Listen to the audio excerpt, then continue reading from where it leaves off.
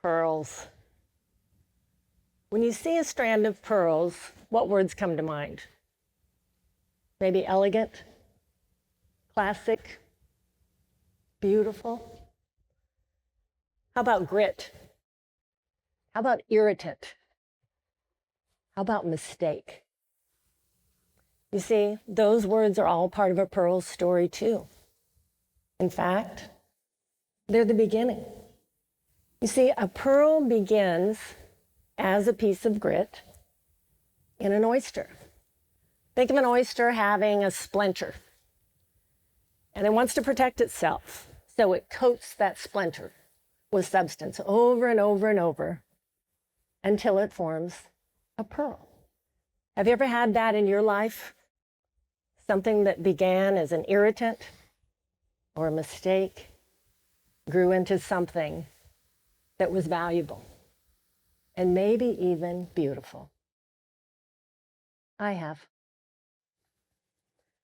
Earlier in my career, I worked for a large grocery products company, and they had a mentoring culture. So the first day you arrived, you met your peer mentor, your leader mentor, and they said in 90 days you'll be mentoring. Everyone here mentors. We all learn from each other. What an incredible culture and great leadership. A few years later, when I left that company, I asked my leader, how do I ever repay this company that has given so much to me?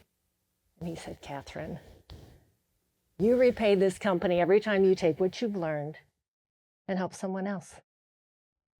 Mentoring, that's your calling. So I went on to another company, a large manufacturing engineering company. No mentoring program. So I thought, well, I'll just start one. Brand new girl over here in marketing, I think I'll just start a global program. How do you suppose that went? Yeah, that's about how it went. Yeah. And I was irritated, couldn't get a program off the ground. So I called my mentor back at the other company. I said, you know what, make a place for me. Make a place for me, I'm coming back. I came here, there's no mentoring program, I'm trying to start one, can't get it off the ground, I'm irritated. She said, Catherine, we didn't train you up to come back. And we didn't train you up to start a program. We trained you up to develop people for life. Now, are there women there to mentor? Yes. She said, are there teams to build? Oh, yes. And she said, are there leaders to support? Yes. And she said, you have good work to do right there. Bloom where you are planted and make a difference right where you are. Well, that is not the answer I was looking for, but it was the one I needed to hear that day.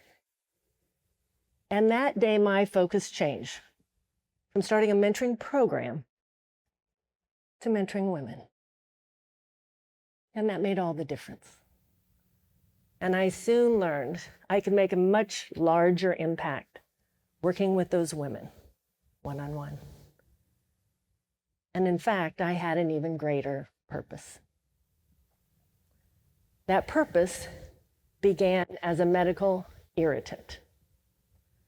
I was diagnosed with breast cancer through a routine mammogram. Now, I'm a working mom with 2 teenage boys. I don't have time for a mammogram, and I don't have time for a diagnostic mammogram. And then you want me back for a sonogram and biopsies. I don't have time for any of that. Thank God I took the time. Because the doctors told me later, if you had skipped that mammogram, you wouldn't have lived to have another one. Cancer was very aggressive. It had moved beyond the breast and into the lymph nodes. So right away we did a mastectomy, started 4 months of chemo, 33 radiation treatments, 5 reconstructive surgeries. Now, through this diagnosis, I found out something wonderful. This company did have a mentoring program. There was a quiet network of cancer survivors all around the world, and you didn't know they existed until you needed them. And once I was diagnosed, a woman reached out to me and said, I'm a breast cancer survivor, and I'd like to be your mentor. I was thrilled. And so she started sending little notes and pick-me-up gifts.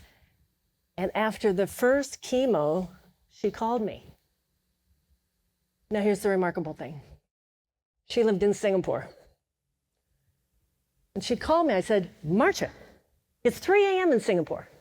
And she said, yeah, I can tell time. How'd it go today? How was the chemo? How are you feeling? And we talked for an hour. And she called me after every chemo for 4 months. Incredible. The next woman who supported me on this journey lived in Beijing, China. And she came to visit me on home leave. And she brought me pearls that look like this. And she said, Catherine, in China, we call these pink pearls of hope. And they bring hope from the women who made them to the women who wear them. So I put them on. And I wore them to treatment. And I wore them to doctor's appointments. And I wore them on the waiting days when we were waiting for a call or more information. And they did give me hope. And they gave me peace because I felt like there was a larger purpose here. And they gave me joy. Pretty soon I got another package in the mail, this time from Beijing. And inside was this beautiful embroidered bag. And inside that, 10 more sets of pearls. With the note that said, I know when you are well again, you will mentor others. And just like that, I had a larger purpose. And so I joined that quiet network of cancer survivors who mentor others. And right away, 10 women came to me. And I mentored them just like I'd been mentored. Little notes or cards, pick-me-ups. And at some milestone, when they finished chemo or radiation or their mastectomy, I would send them pink pearls of hope and share the story. Now, when I'd mentored those 10 women and my 10 pearls were gone, sets of pearls, I thought, oh, my work is done. But the pearls kept coming, one by one. They'd just arrive on my desk. Sometimes I'd get a package. Sometimes a person would come. I brought you pink pearls. I've heard your story, and I want to be part of your journey.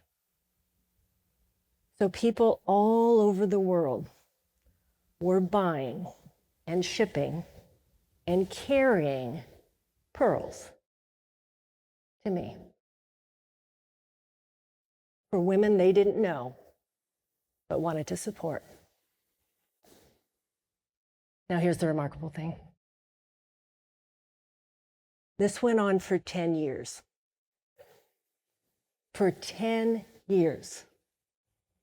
I never ran out of pearls, and I never ran out of women to mentor. About that time, one of my colleagues was coming back from Beijing, and he said, Catherine, I'm bringing you 20 sets of pearls. I said, oh, thank you. I said, but would you please bring me a business card? And I can order the pearls myself. What do you suppose the American name of that little shop in Beijing is called? Catherine's Pearls. People all over the world are going to Catherine's Pearls. I believe things happen for a reason. I am a 19-year breast cancer survivor, still in treatment.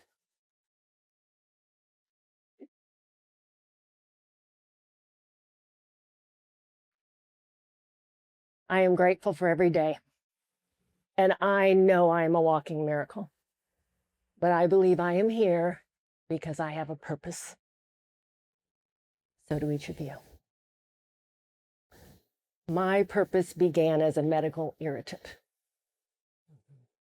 and evolved into something valuable and even beautiful. As you leave here today, I hope that you look at some irritant in your life and see a pearl in progress. I hope you take what you've learned and help someone else. Use your grit for good. And most of all, I hope you bloom where you are planted and make a difference right where you are. Thank you.